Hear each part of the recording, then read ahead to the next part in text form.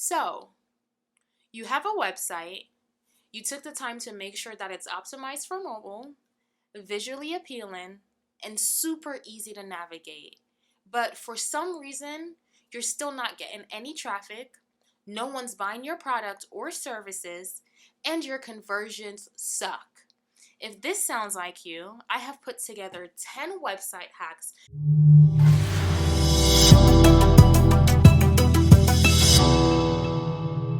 Alright guys, so let's get into this. The first thing that I recommend that you do is to go to a website like GTMetrix. There's also Google Pagespeed and there's also Pingdom if you don't want to use that platform. But basically the purpose of these tools is to help you understand where you stand with your website, such as your website speed, maybe if you have any broken pages, maybe the pages that are taking a bit slower to load, and other factors that might be affecting your website negatively. The second thing is you want to make sure that your navigation links are to a minimum, okay? You shouldn't have more than 4 or 5 navigation links on your menu. So the reason for that is because you don't want someone to go onto your website and be super confused as to what they're looking for. You want to make it super easy for them to find the items that you have. So for example, my website has 1,000 pages.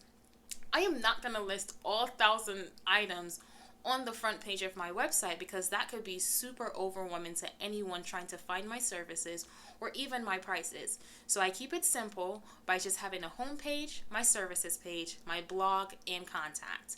Everything else can be placed in your footer or they can be created as hidden pages, and we'll get into that in upcoming videos. You want to make sure that your homepage tell your brand story. So for example, on my website, you'll see stuff like branding, website design, and blog.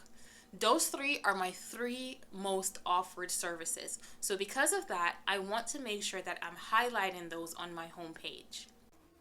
Say no to stock photos. Okay, so the reason behind saying no to stock photos is because oftentimes stock photos look very fake, right? So if you are going to use stock photos, try and use ones that look natural to your brand. Try and use ones that you know for a fact that no one will think that that's even fake or remotely close to being fake. You want to make sure that you're building trust with your audience, and sadly, oftentimes stock photos make it look very fake and make you look very untrustworthy. So you just want to make sure that you are providing quality content where your audience can know that you are real, you are true, and you are the person that they need to be working with. Create quality content. Now this goes hand in hand with stock photos. You want to make sure that, again, you're staying away from those because a lot of times it's hard to build trust if that's all you're using all over your website. Just to backtrack a little bit, it's not bad if you do use stock photos. You just want to make sure that the quality of stock photos being used is definitely worth it and does not look fake or make it seem like your clients cannot trust you. Now fast forward into what I was saying, you want to make sure that you are creating quality content. With quality content, I mean you're not just slam bamming, you're taking the time to see what your audience like. You're taking the time to build quality content that you know that your audience will react to. Now, a lot of times as business owners, I know that we get super tempted to just go and post whatever we feel like we have to post to seem relevant for the day. But that isn't always good, and sometimes that hurts your brand.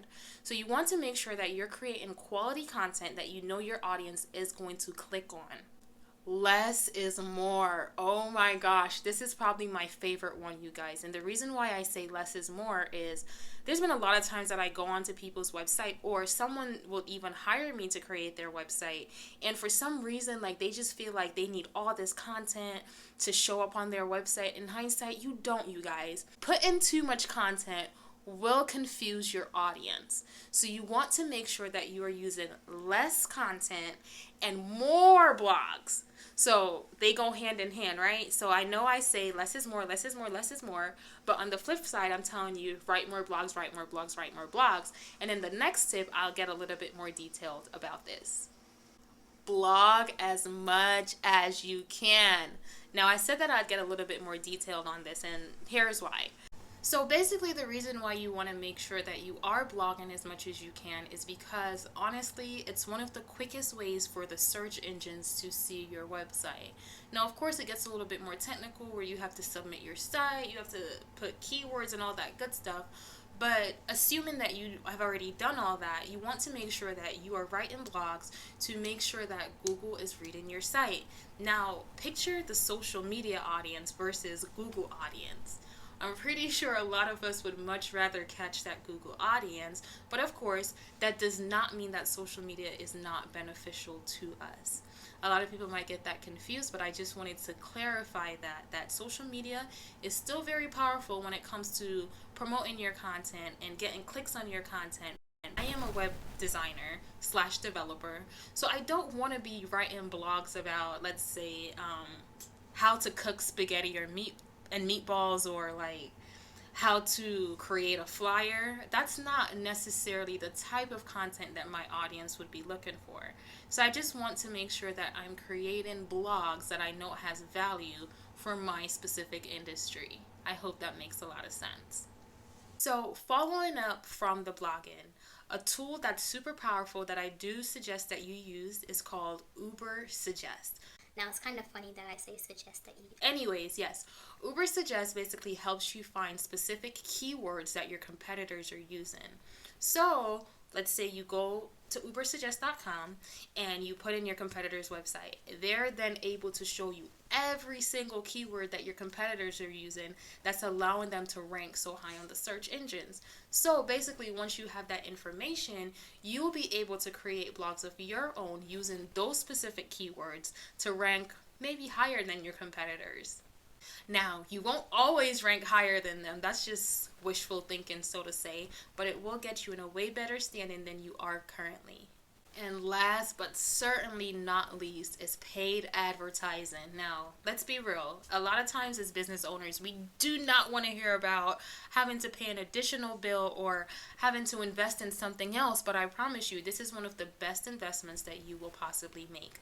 A lot of business owners are turned off from paid advertising because honestly, they haven't gotten the results that they're looking for. And all that simply means is that they do not understand how to fully use the tool. For example, Facebook.